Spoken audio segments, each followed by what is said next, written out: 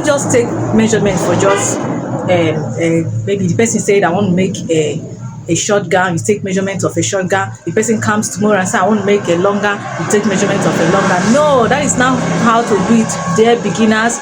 If you want to take a measurement of your customer, you're going to take the full measurement of your customer.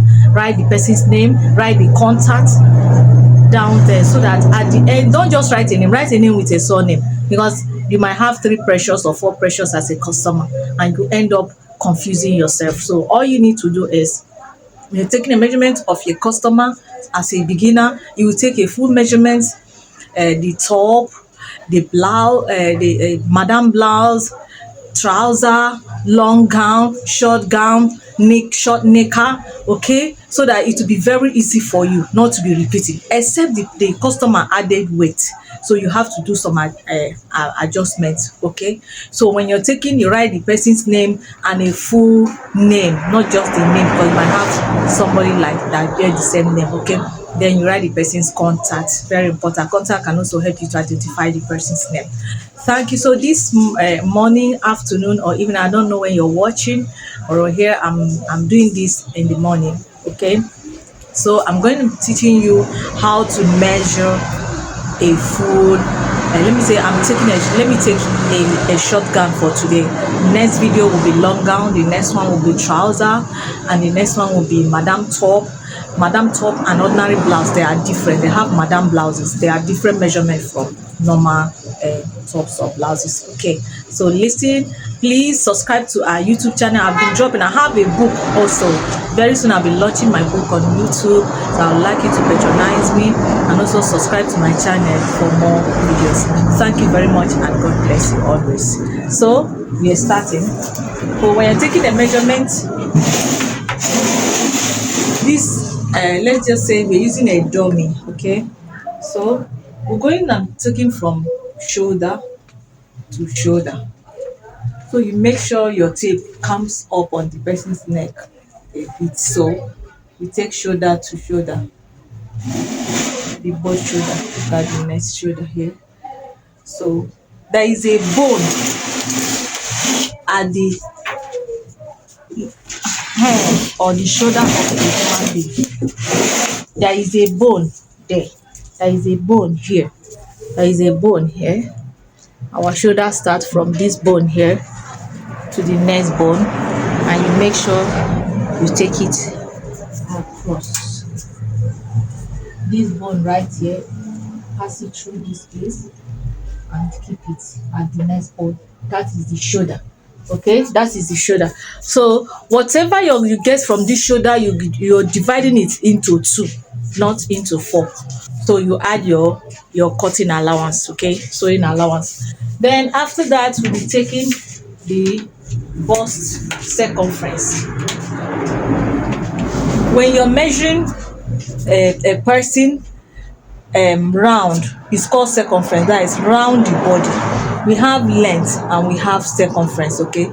I'll first of all take my circumference. So this is the bust circumference, and you make sure this finger crosses here. So this one is difficult because it's not a human being, so it's really falling down. This finger crosses here. Here, look at it. Come very close. Make sure this finger here passes here under this thing, okay.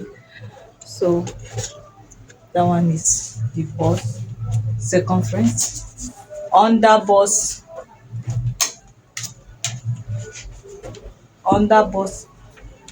circumference,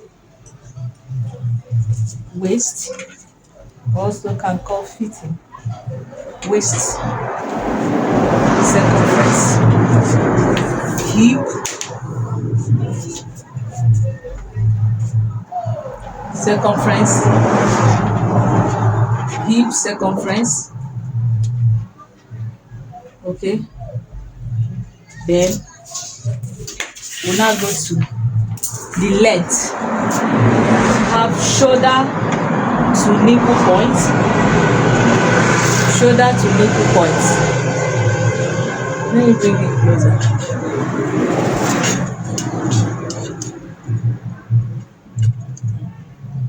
We have shoulder to nipple point. Then we have shoulder to under bust. We have shoulder to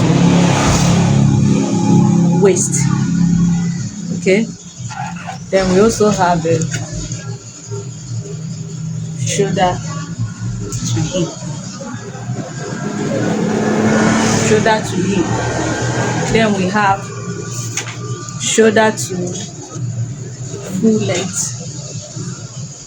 This one I'm taking for short gown. Shoulder to full length.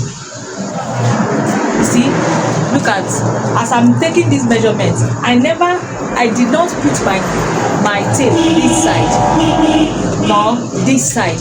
You make sure your tape passes through the person's bust. It passes on top of the bust. Do not measure and let your tape fall in, or the tape should be by the side. No, it's a wrong measurement. So when you're taking the measurement of somebody and you really want to get that measurement well, you want to sew the cloth and it will fit the person. So you're going to be taking the measurement on top of this bust. It will cross here.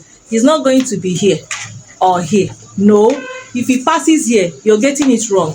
If it passes here, you're getting it wrong. So it must pass through here, through the bust. Okay, this is here. This dummy's nipple point is 9.5. The under bust, the length, remember I'm taking length. The length is 13, let me say 14 under bust. We have 17 waist. We have 25 hip. Then we have the full length. Remember I said I'm taking for short gown, so the short gown is 38. And always remember to add your allowance, folding allowance, when you take the full length. If the full length is 38, don't just cut 38. Add at least 1.5 inch or 2 inches for your folding allowance. Very important, so that the person will not end up saying that my gown is too short. Okay, so that is how to take a full measurement of a short gown. So then we also take the armhole of your customer. The armhole of your customer. This is the armhole. Okay, round the arm. So you divide it by 2. Okay, you divide by 2. Then add your sewing allowance, 1 inch, 1.5 or 2 inch for your sewing allowance. So do not forget that when you're taking the circumference of bust, you're dividing into 4. You're dividing by 4. Circumference of, I told you that circumference of a shoulder is divided by 2. Circumference of bust is divided by 4. Circumference of under bust is divided by 4. Circumference of waist is divided by 4. Circumference of hip is divided by 4.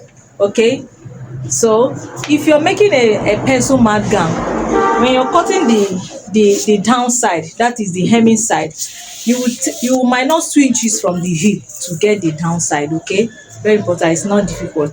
So remember to always add your allowance. Adding allowance is very important, because if you don't add allowance, you end up making a gown that will not fit your customer.